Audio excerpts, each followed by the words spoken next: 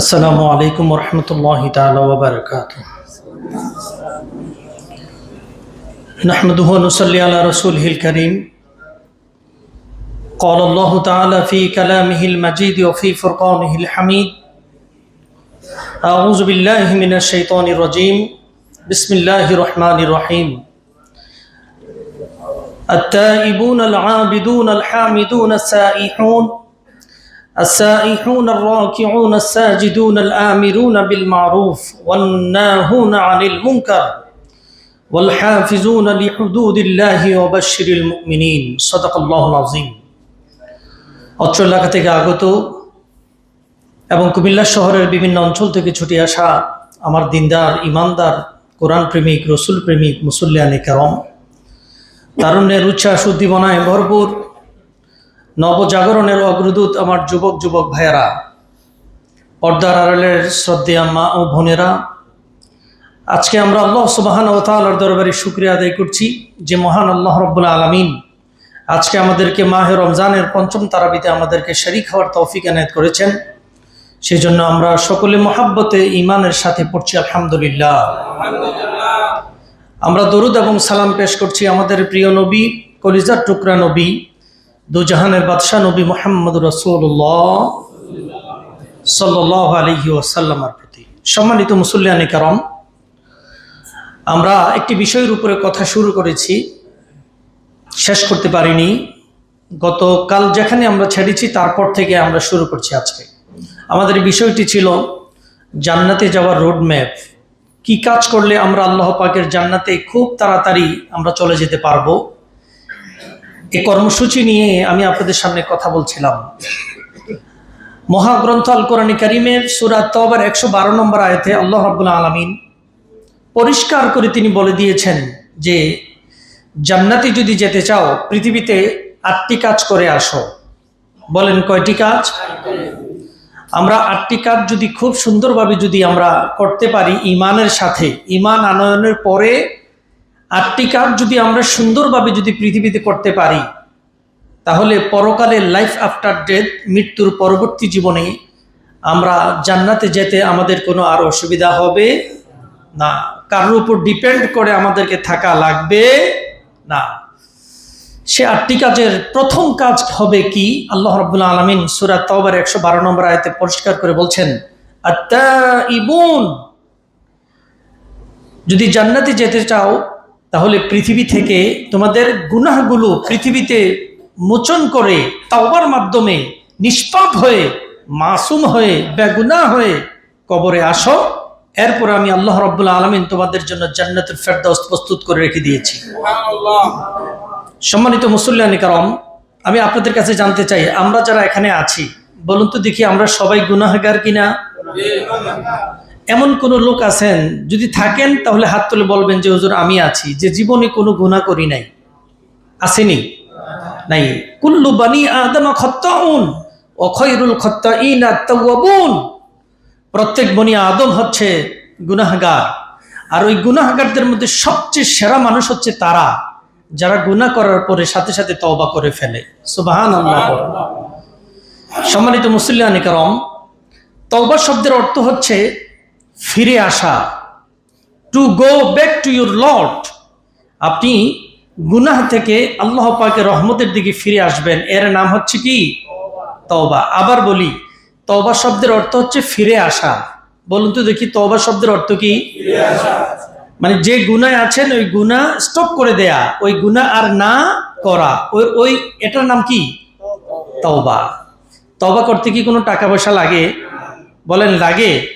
আমাদের দেশের ডাক্তাররা যে পরিমাণে আমাদের থেকে, রোগীদের থেকে যে পরিমাণে টাকা নেয় বিভিন্ন সিস্টেমে, প্রেসক্রিপশনের মাধ্যমে, পরীক্ষার মাধ্যমে, বিভিন্ন টেস্টের মাধ্যমে যে টাকাগুলো আমাদের থেকে নেয়, সেই পরিমাণে আল্লাহ যদি বলতেন যে প্রত্যেকটা গুনাহের জন্য 1 টাকা করে আমাকে ফি দেওয়া লাগবে, গুনাহ মাফের জন্য যদি মাফ করতে চাও 1 টাকা করে লাগবে, তাহলে আমরা এই 50, 60, 70, 80 বছর জিন্দেগিতে যত গুনাহ করেছি, এগুলো মাপের জন্য আমাদের স্থাবর অস্থাবর যত সম্পদ আছে, যত টাকা পয়সা আছে, ব্যাংক ব্যালেন্স আছে, সব কিছু দিয়েও তো আমরা আল্লাহ পাকের কাছে গুনাহ মাপ চেয়ে নিতে পারতাম না। আল্লাহ পাক রহমান, আল্লাহ পাক রহিম, তিনি বলছেন বান্দা ভুল করে গুনাহ করে ফেলেছ, টেনশন করার কিচ্ছু নয়। লা তাকনাতু মির রাহমাতিল্লাহ, আমি আল্লাহ পাকের রহমত থেকে নিরাশ হয়ে যেও না।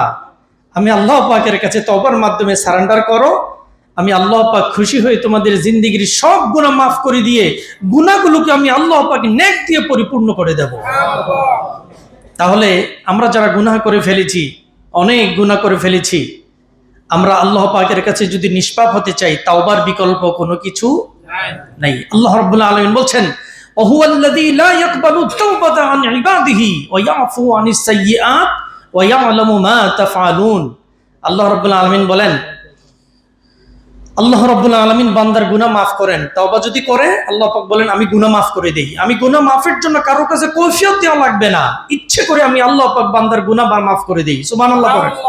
এবং বান্দা এই পৃথিবীতে যা কিছু করে সব কিছুর খবর আমি আল্লাহ পাকের কাছে হয়ে যায়, ঠিক কি না বলেন? সেই জন্য আল্লাহ যে গুনাহ মাফ করেন তার একটা দৃষ্টান্ত আমি আপনাদেরকে দিচ্ছি। হযরত ওমর রাদিয়াল্লাহু তাআলা আনহুর নাম শুনেছেন আপনারা? অর্ধজাহানের প্রেসিডেন্ট ছিলেন, আমিরুল মুমিনিন।